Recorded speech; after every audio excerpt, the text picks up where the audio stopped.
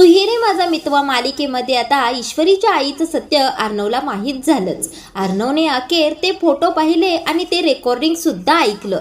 आता अर्णवचे डोळे रागाने लाल बुंद झालेले असतात. आता तो रागात काय करील हेच ईश्वरीला कळत नसतं. आता ईश्वरी अर्णवला सर सर सर अशी म्हणत असते, पण अर्णव तर रागाने नुसता तिच्याकडे पाहत असतो. बापरे, हा अर्णव इतका चिडलेला असतो की त्याचे डोळे लाल भडक रागाने झालेले असतात. आता या मामी इकडे विचार करत असतात, या दोघांमध्ये जोरदार भांडण लागलं पाहिजे आणि या दोघांचं हे भांडण मला ऐकायला खूपच मजा येणार आहे. आता या मामी स्वतःलाच म्हणत असतात, अगं वल्लरी चल चल पटकन, दाराला कान लावून यांचं भांडण ऐकायला हवं तुला. आता असाच विचार करून मामी दबक्या पावलानेच अर्णव आणि ईश्वरीच्या रूमच्या बाहेर येतात आणि कान लावतच म्हणत असतात, आतापर्यंत मोबाईलचा आणि त्या फोटोचा बॉम्ब फुटला सुद्धा असेल. आता या दोघांचा जोराचा भांडण्याचा आवाज बाहेर यायलाच हवा. आता इकडे आतमध्ये ईश्वरी खूपच घाबरलेली असते. आता तिला काय बोलावं हे सुद्धा कळत नसतं. अर्णव तर रागाने एकसारखा तिच्याकडे नुसता पाहत असतो. त्यावेळेला ईश्वरी हळूच दबक्या सुरातच सर असं म्हणते. त्यावेळेला आता अर्णव काहीच बोलत नाही, नुसता तोंडावर हात ठेवतो आणि असं करतो तिला, म्हणजे गप्प बस असं म्हणत असतो. आता ईश्वरीच्या डोळ्यातून पाणी आलेलं असतं. आता ईश्वरी म्हणत असते, सर सर प्लीज प्लीज असं म्हणणार. एवढ्यातच अर्णव म्हणत असतो, एक शब्दही बोलायचं नाही मिस इंदोर, एक शब्दही नाही. तरी सुद्धा आता ईश्वरी रडतच सर असं म्हटल्यानंतर अर्णव खूप जोराने ओरडतो आणि म्हणतो, एक शब्दही बोलायचा नाही. तरी सुद्धा ईश्वरी सर असं म्हणते. त्यावेळेला अर्णव म्हणतो, एक शब्दही तुला बोलण्याचा अधिकार नाहीये, अजिबात तुला हक्कच नाहीये तो. त्यावेळेला आता अर्णवला आठवतो पाठीमागचं सीन, ज्यावेळेला ईश्वरीच्या पायाजवळ हा फोटो पडलेला असतो आणि तो अर्णवने पाहिलेला असतो आणि अर्णव तो फोटो पटकन उचलून घेतो. त्यावेळेला ईश्वरीने पटकन त्याच्या हातातून तो फोटो हिसकावून घेऊन आपल्या पाठीमागे लपवलेला असतो. आता त्यावेळेला ईश्वरी अशी फोटो लपवत आहे. पाहिल्यानंतर अर्णव तिला म्हणत असतो, चल दाखव तो फोटो, कसला फोटो आहे, का फोटो लपवत आहेस. आता ईश्वरी मात्र तो फोटो काही केल्या अर्णवला दाखवतच नसते. आता इकडे ईश्वरी खूपच घाबरलेली असते आणि तिला आता काय बोलावं कळतच नसतं. एवढ्यातच अर्णव तिला म्हणतो, मिस इंदोर, माझ्या आईने तुझ्या आईमुळे सुसाईड केलं आहे आणि ही गोष्ट तू लपवलीस माझ्यापासून. आता ईश्वरी रडतच म्हणत असते, सर सर एकदा ऐकून घ्या माझं. त्यावर अर्णव म्हणत असतो, नाही, अजिबात तुझ्यावर माझा विश्वास नाहीये आणि मला तुझं काही ऐकायचं सुद्धा नाहीये. आता हे दोघे आत भांडत असतात आणि या मामी मात्र कान लावून त्यांच्या दाराला सगळं काही यांचं ऐकत असतात. आता अर्णव ईश्वरीला म्हणत असतो, तू माझा विश्वासघात केला आहेस, म्हणजे तुला हे सगळं काही माहीत होतं तरी सुद्धा तू माझ्यापासून लपवलंस. त्यावेळेला ईश्वरी म्हणत असते, नाही सर नाही, तुम्ही समजताय तसं काही सुद्धा नाहीये. आता ईश्वरी असं म्हणाल्यानंतर अर्णव एवढा चिडतो की हातातील फोटो दाखवतच म्हणतो, अगं हे काय आहे, मग हे काय आहे. आता एवढा चिडलेला असतो की तो रागाने हातातील मोबाईल थाड करून खाली फेकून देतो आणि ते फोटो सुद्धा फेकतो आणि ईश्वरीला म्हणतो, काय आहे हे, काय आहे, बोल ना आता. आता ईश्वरी म्हणत असते, सर सर प्लीज एकदा माझं ऐकून घ्या ना, मला काय बोलायचं आहे ते. आता अर्णव म्हणत असतो, काय काय ऐकून घ्यायचं आहे तुझं, हे सगळं पाहिल्यानंतर तू काय सांगणार आहेस मला, काय ऐकून घ्यायचंय तुझं आणि काय काय बोलायचं काय आहे या विषयावर, तू माझा विश्वासघात केला आहेस. आता अर्णव ईश्वरीच्या दोन्ही दंडाला धरतो आणि जोराने हलवतो तिला.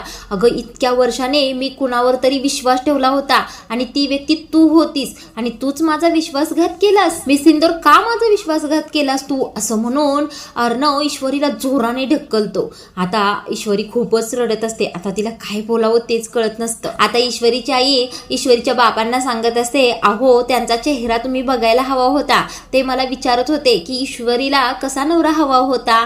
अहो त्यांच्या चेहऱ्याकडे पाहूनच मला खूपच गंमत वाटत होती. तेवढ्यातच नम्रता सुद्धा तिथे येते. आता नम्रता म्हणत असते, हो ना आई, जिजू किती ताईची काळजी घेतात ना. त्यावेळेला ईश्वरीची आई म्हणत असते, अगं हो ना, आपला जावई आपल्या मुलीची काळजी खूप घेत आहे, हे पाहूनच खूप बरं वाटतं बघ.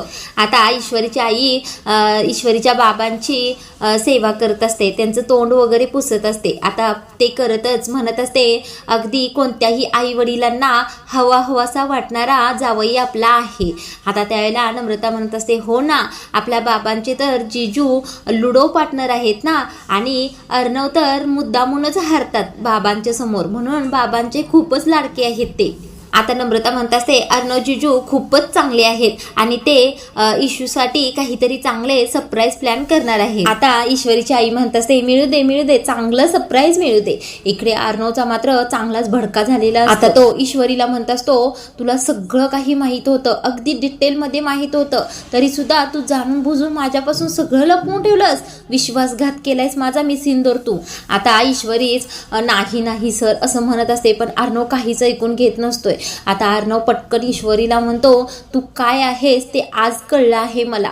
त्यावेळेला ईश्वरी सर नाही असं म्हणत असते. तेवढ्यातच अर्णव म्हणतो का माझा विश्वासघात केला सांग ना मला. आता हा अर्णव इतका चिडलेला असतो की ईश्वरीच्या अंगावर धावून जात असतो. आता तिच्या पुढे असं हात करून इतका राग व्यक्त करत असतो की जणू ईश्वरीचं नरडस त्याला दाबावंसं वाटत आहे. आता असाच पुढे गेल्यानंतर टिपॉयवर जे त्याने गिफ्ट आणलेलं असतं ईश्वरीसाठी ते उचलतो आणि रागाने फेकून देतो. आता त्या गिफ्टचे 2-3 तुकडेच होतात. आता त्याच्या आवाजाने तर ईश्वरी खूपच घाबरते. आता ईश्वरी लटलट हालायलाच लागलेली असते.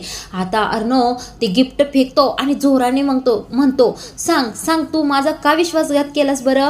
आता इकडे ईश्वरीची आई ईश्वरीचा एक फोटो टेबलवर ठेवलेला असतो. त्या टेबल जवळ काहीतरी करत असते. तेवढ्यातच तिचा त्या फोटोला धक्का लागतो आणि तो फोटोच खाली पडतो आणि त्या फोटोची सगळी काच फुटून चुराचुरा होतो. आता ईश्वरीच्या आईला ती गोष्ट जराशी वेगळीच वाटते, म्हणून त्या फोटोकडेच एकसारखी पाहत असते. आता नम्रता सुद्धा बघते तर फोटोचा सगळा चुरा झालेला असतो. आता इकडे अर्णव खूपच जोराने ईश्वरीवर ओरडत असतो. अगं सांग असं म्हणून इतका ओरडत असतो की ईश्वरीला काय बोलावं तेच कळत नसतं. आता ईश्वरी म्हणते सर मला आत्ताच कळालं आहे, मी तुम्हाला सांगणारच होते. तेवढ्यावर अर्णव आता तिच्या दंडाला धरतो आणि हिसके देतच म्हणतो कधी सांगणार होतीस बरं तू. आता अर्णव ईश्वरीला खूपच ओरडत म्हणत असतो कधी सांगणार होतीस, माझं आयुष्य सुद्धा माझ्या आईसारखं बर्बाद झाल्यावर सांगणार होतीस का. आता ईश्वरी सर अशी म्हणत असते. आता अर्णव म्हणतो काय प्लॅन होता ग, काय प्लॅन होता मिस इंदोर, तुझ्या आईचा आणि तुझा काय प्लॅन होता बरं. आता ईश्वरी म्हणत असते काय प्लॅन सर, काय कसला प्लॅन, काय बोलताय तुम्ही. त्यावेळेला अर्णव म्हणतो सांग पटकन उत्तर दे मला, काय प्लॅन होता तुमच्या दोघींचा. आता ईश्वरी रडतच आणि घाबरतच अर्णवला म्हणत असते सर खरं सांगते तुम्हाला, हे फोटो पाहून तुम्हाला जितका धक्का बसला आहे त्याच्यापेक्षा जास्त धक्का तर मला बसला होता. अर्णव म्हणतोय खोटं बोलतेस तू, अगदी खोटं बोलत आहेस. आता ईश्वरी म्हणत असते सर एकदा विश्वास ठेवा माझ्यावर, हे खरं आहे. त्यावेळेला अर्णव म्हणतो नाही विश्वास ठेवणार तुझ्यावर, तू खोटं बोलत आहेस. आता ईश्वरी म्हणत असते सर एकदा विश्वास ठेवा माझ्यावर, मी नक्की तुम्हाला खात्रीपूर्वक सांगू शकते की माझ्या आईचा या सगळ्यामध्ये काहीही दोष नसणार आहे. त्यावेळेला अर्णव म्हणतो तू आणि तुझी आई दोघींनाही बघून घेणार आहे. आता इकडे मामी कान लावून दाराला यांचं भांडण ऐकण्याचा प्रयत्न करत असतात, पण काहीच ऐकू येत नसतं. म्हणून आता म्हणत असतात काय दोघं भांडत आहेत, मला का ऐकू येत नाही बरं बाहेर. आणि नुसतं हाक मारलेलं ऐकू आलं, पण किती हळू बोलतायत, काय भांडतायत काहीच ऐकू येत नाही. आता इकडे ईश्वरीचा फोटो फुटलेला असतो, म्हणून ईश्वरीची आई खूपच घाबरलेली असते. आता ईश्वरीच्या बाबांना ती म्हणत असते असं काहीतरी घडलं की खूप भीती वाटते हो मला. आता नम्रता पटकन येते आणि तो फोटो हातामध्ये घेते आणि म्हणते अगं आई काय घाबरतेस एवढी तू, अगं फक्त काच तर फुटली आहे, आपल्या इशूच्या चेहऱ्याकडे बघ ना किती छान हसत आहे ती. आता ईश्वरीची आई ईश्वरीचा फोटो हातात घेत त्या फोटोकडे पाहतच म्हणत असते देवा माझ्या इशूच्या चेहऱ्यावरचं हसू कायमस्वरूपी असंच टिकून राहू दे, देवा कायम तिच्या पाठीशी तुझा आशीर्वाद राहू दे. असं बोलता बोलता ईश्वरीची आई चेहरा एकदम निराश करते. आता इकडे अर्णव आणि ईश्वरीच्या रूम बाहेर कान लावून मामी उभ्या असतात. तेवढ्यातच खाली इथे आजी आलेले असतात. आता आजी तिथे आलेलं पाहून मामी म्हणत असतात अरे देवा या ओल्ड लेडीला एका ठिकाणी बसवतच नाही वाटतं, इथे कशाला आली ही. आता इकडे अर्णव खूपच स्वतःला त्रास करून घेत असतो, म्हणजे खूपच आरडाओरड करत असतो. आता ईश्वरी म्हणतात सर प्लीज शांत व्हा सर, तुम्हाला काय तकलीफ होत आहे ते मला कळत आहे. आता ईश्वरी असं म्हणत असल्यावर अर्णव शटाप म्हणून तिला खूप ओरडत असतो. आता इतका ओरडत असतो की ईश्वरीला ते सहनच होत नसतं. तरी सुद्धा आता अर्णव म्हणत असतो मी काय सफर केला आहे, मी काय सोसलं आहे, मी काय बघितलं आहे हे तुला कधीच कळणार नाही मिस इंदोर. आता अर्णव म्हणत असतो ते रेकॉर्डिंग मी ऐकलंय ना आणि याच्यावरून कळतंय की तू आणि तुझ्या आईने सगळं काही माझ्यापासून लपवलं आहेस. आता अर्णव ईश्वरीला म्हणत असतो तुला आणि तुझ्या आईला माझ्या सगळ्या प्रश्नांची उत्तरे द्यावी लागतील. आता ईश्वरी काहीच बोलत नाही. आता इकडे मामी विचार करत असतात म्हणतात आता मी इथे उभारले हे जर अर्णवला माहीत झालं तर माझं काही खरं नाही, निघायला हवं इथून असं म्हणतात आणि त्या मामी आता दबक्या पावलानेच तिथून निघून जातात. आता इकडे अर्णव आतमध्ये ते फोटो हातामध्ये घेतो आणि दार उघडून कुठेतरी बाहेर निघत असतो. तेवढ्यातच ईश्वरी अर्णवच्या हाताला धरते आणि म्हणते सर सर प्लीज थांबा ना. आता ईश्वरी म्हणत असते सर प्लीज रागाच्या भरात काही सुद्धा करू नका, रागाच्या भरात तुम्ही असं बाहेर जाऊ नका. त्यावेळेला अर्णव म्हणतो जस्ट वेट अँड वॉच. आता अर्णव काय करणार असतो ते आपण पुढे पाहूया. आता तरीही ईश्वरी अर्णवच्या हाताला धरूनच अडवत असते. आता मात्र अर्णव जोराने ईश्वरीला ढकलून देतो आणि रूमच्या बाहेर पडून बाहेर निघतो. तेव्हा ईश्वरी त्याच्या पाठीमागूनच धावत येत असते सर सर म्हणत. आता सर सर म्हणत ईश्वरी रडतच अर्णवच्या पाठीमागे धावत असते. आता या दोघांना असं पाहून या मामी खूपच खुश झालेले असतात. आता या म्हणत असतात वा वा किती छान सीन आहे, हा रागामध्ये बाहेर पडत असलेला अर्णव आणि त्याच्या पाठीमागे रडत रडत धावत असलेली ईश्वरी.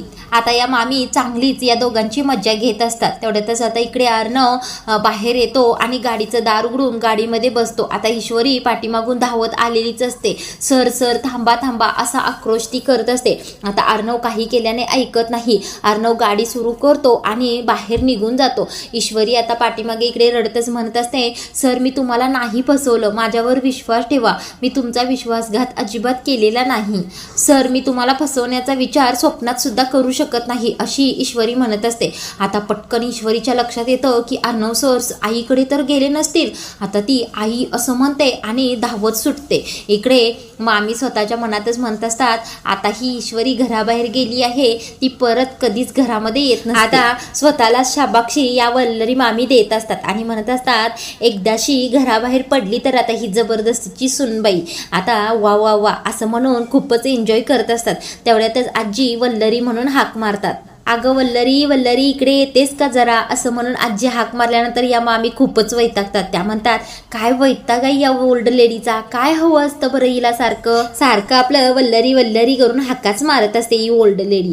असं करून मामी आता आजीकडे जात असतात. आता आजींच्या हातामध्ये इथे जप माळ असते आणि ती माळ तुटलेली असते. आता आजी म्हणत असतात याआधी असं कधीच घडलं नाही, जप माळ कशी काय तुटली बरं. आता हे ऐकतात त्या मामी आणि मामी म्हणतात क्वालिटी खराब असेल आई. त्यावेळेला आजी म्हणतात नाही नाही तसं काही सुद्धा नाही, हा काहीतरी वेगळाच प्रकार आहे. आता आजी त्या तुटलेल्या माळेकडे पाहतच म्हणत असतात, घाबरतच म्हणत असतात काहीतरी विपरीत घडणार आहे. त्यावेळेला मामी म्हणतात ऑलरेडी विपरीत घडलेलं आहे, कळेलच तुम्हाला थोड्या वेळात. ही जपमाळ कशाला तुटायला हवी, मीच सांगतो तुम्हाला काय घडलं आहे ते. आता आजी वल्लरीला म्हणत असतात मला ना भीतीच वाटायला लागले बघ वल्लरी या माळेकडे पाहून. त्यावेळेला मामी म्हणतात अहो आई एवढं घाबरताय कशाला, तुम्ही विश्रांती घेताय का थोडा वेळ. आता आजी म्हणतात नाही नाही विश्रांती वगैरे काही सुद्धा नाही, मला जप पूर्ण करायचा आहे. आता मामी वल्लरीला म्हणतात अगं तू नुसती बघत काय बसलीस, मला ही माळ ओवून दे ना. आता मामी म्हणत असतात बापरे मी करू हे व्यवस्थित, नाही नाही एवढं किचकट काम मला नाही जमणार. आता असं म्हटल्यानंतर आजी म्हणतात जमणार नाही म्हणजे काही ग, तुला करावंच लागेल असं म्हणून तुटलेली माळ आता वल्लरीच्या हातात आजी देतात. आता मामी स्वतःच्या मनातच म्हणत असतात खरं तर खूप आनंदात आहे मी आणि पार्टी करावी असंच वाटत आहे, पण या ओल्ड लेडीने काहीतरीच काम देऊन ठेवले मला. ईश्वरीची आई इकडे आता गणपती बाप्पा पुढे हात जोडून उभं राहिलेली असते आणि म्हणत असते देवा तुझ्या कृपादृष्टीचा प्रत्येक रोज येतोय आम्हाला आणि तुझ्या आशीर्वादामुळे यांच्या तब्येतीत सुद्धा आता खूपच फरक पडत आहे. आणि दुसरीकडे माझ्या नम्रताचं क्लाउड किचन खूपच चांगलं सुरू आहे आणि माझ्या इशूचं अर्णव सरांच्या बरोबर खूप सुखी संसार सुरू आहे. माझ्या इशूची अर्णव खूपच छान काळजी घेतोय आणि काय हवंय मला बरं, तुझे हे आशीर्वाद अखंड आमच्या सगळ्यांच्या पाठीशी असू दे असं म्हणून ईश्वरीची आई देवाला नमस्कार करतच असते. तेवढ्यातच अर्णव तिथे आलेला असतो. बापरे हा अर्णव एवढ्या रागात असतो, आता काय यांना बोलणार आहे काय माहिती. आता अर्णव कायम आई काकू असं काहीतरी बोलवत असतो ना, तर आता यावेळेला मिसेस देसाई अशी हाक मारतो. आता ईश्वरीच्या आईला थोडं वेगळंच वाटतं. आता अर्णव असं म्हणून त्या पटकन अर्णवकडे जातात. आता अर्णवला असं पाहून ईश्वरीची आई म्हणत असते, अर्णव मिसेस देसाई असं अचानक का म्हणताय तुम्ही? ईश्वरीची आई म्हणत असते, काय झालं आहे, असं काय झालं आहे? त्यावेळेला अर्णव म्हणतो, खूप उशीर झाला आहे. ईश्वरीची आई म्हणते, म्हणजे काय म्हणायचंय तुम्हाला? त्यावेळेला अर्णव म्हणतो, तुम्हाला ओळखायला खूप उशीर झाला आहे. आता ईश्वरीची आई म्हणत असते, नेमकं काय झालं आहे? त्यावेळेला अर्णव म्हणतो, तुम्हाला माहित नाही काय झालं आहे ते? आता अर्णव पटकन ईश्वरीच्या आईसमोर तो फोटो दाखवतो आणि तो फोटो पाहून ईश्वरीची आई आता थक्कच होते. त्या फोटोमध्ये ईश्वरीच्या आईच्या खांद्यावर अर्णवच्या बाबांनी मान ठेवलेली असते. आता हा फोटो पाहून ईश्वरीची आई खूपच घाबरलेली असते. आता अर्णव म्हणत असतो, व्हॉट इज दिस, म्हणजे हे काय आहे? आता ईश्वरीची आई म्हणत असते, हा फोटो तुमच्याकडे कुठून आला? आता अर्णव खूपच रागाने म्हणत असतो, तुम्ही ज्या माणसाच्या मिठीत आहात ना, तो माणूस माझा बाप हो. आता अर्णव खूपच चिडलेला असतो. आता रागाने तो फोटो टाकतच म्हणतो, माझा बाप होता तो, आणि तुम्ही इतक्या हे आहात की तुमच्यामुळे अखंड एक कुटुंब, आनंदी कुटुंब उद्ध्वस्त झालं होतं. आता अर्णव खूपच रागाने ईश्वरीच्या आईला म्हणतो, सगळ्यात महत्वाचं म्हणजे तुमच्यामुळे माझ्या आईने सुसाईड केलं होतं. आता ईश्वरीची आई खूप रडत असते. आता त्यांना काय बोलावं तेच कळत नसतं. आता अर्णव म्हणत असतो, का केलं तुम्ही असं? का केलं? काय गुन्हा होता बरं तिचं? आता ईश्वरीची आई शांतच उभी असते आणि अर्णव म्हणत असतो, बोला, पटकन बोला, काय गुन्हा होता तिचा? मला सगळ्या प्रश्नांची उत्तरे हवी आहेत. आता ईश्वरीच्या आईला पहिल्यातल्या काळातला एक सीन आठवतो, ज्यामध्ये ईश्वरीची आई ह्या वल्लरी मामींना म्हणत असते, मला ना नोकरीची खूप गरज आहे, आणि रमाकांत शिर्केंना जो अवॉर्ड मिळाला होता त्यावेळेला त्यांना भेटले होते मी, म्हणजे त्यांनीच मला सांगितलं होतं की मला येऊन भेट, मी तुला नोकरी देतो. आता त्यावेळेला या वल्लरी मामी ईश्वरीच्या आईला म्हणत असतात, मी जसं सांगेल तसं जर तुम्ही केलं ना तर तुमच्या आयुष्याचं कल्याण होईल बघा.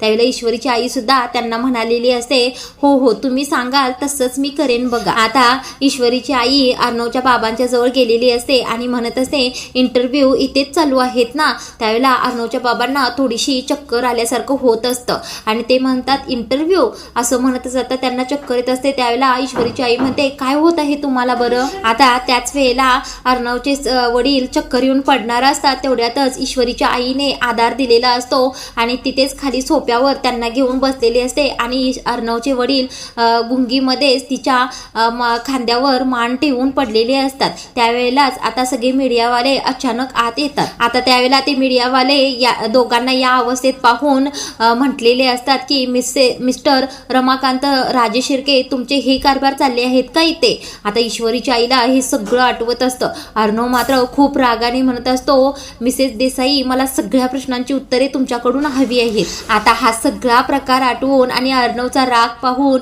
ईश्वरीच्या आईच्या पायाखालची जमीनच सरकलेली असते. आता त्या खूप जोरात रडत असतात. आता त्यांना काही सुचतच नसतं. त्या तिथेच खुर्चीचा आधार घेतच खुर्चीवर खाली बसतात. आता अर्णव रागानेच ईश्वरीच्या आईसमोर येऊन उभा राहतो आणि म्हणतो, तुमची ही नाटकं आता चालणार नाहीत. एका लग्न झालेल्या माणसाच्या नादी लागून त्याचं सगळं कुटुंब उद्ध्वस्त केलंय तुम्ही, आणि ते सगळं केलं ते काही कमी होतं का?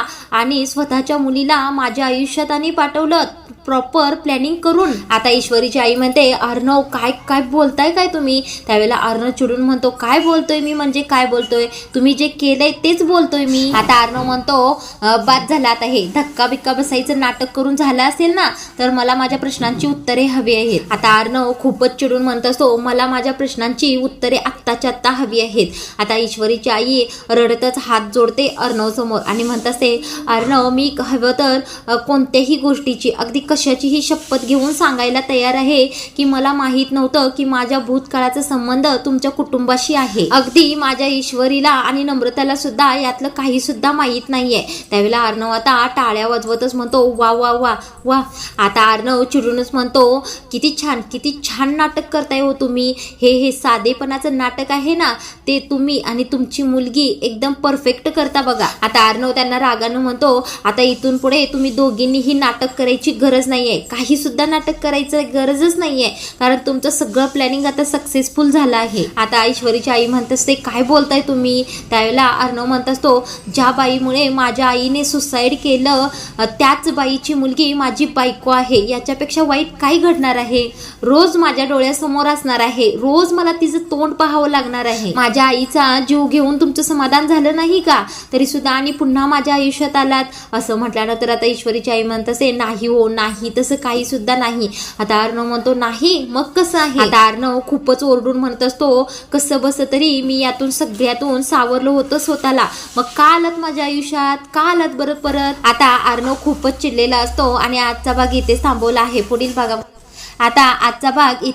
आहे. पुढील भागामध्ये अर्णव ईश्वरीला म्हणत असतो, तू मला फसवलं आहेस आणि तुझं माझ्यावर कधीच प्रेम नव्हतं. आता इथून पुढे तू तुझ्या आईच्या कर्माची शिक्षा भोगायची आहेस. आता अर्णव ईश्वरीला म्हणत असतो, या प्रेम नसलेल्या लग्नात तू एकटीच राहा. त्यावेळेला ईश्वरी म्हणत असते, सर हे प्रेमाचं नाटक नाहीये, खरंच माझं तुमच्यावर प्रेम आहे. आता पुढील भागामध्ये ईश्वरी नेमकं या प्रश्नावर कसं उत्तर शोधणार आहे तेच आपण पाहणार आहोत. तर हा रिव्ह्यू तुम्हाला आवडला असेल तर व्हिडिओला लाईक करा आणि रोज असा रिव्ह्यू ऐकण्यासाठी चॅनलला सबस्क्राईब करा.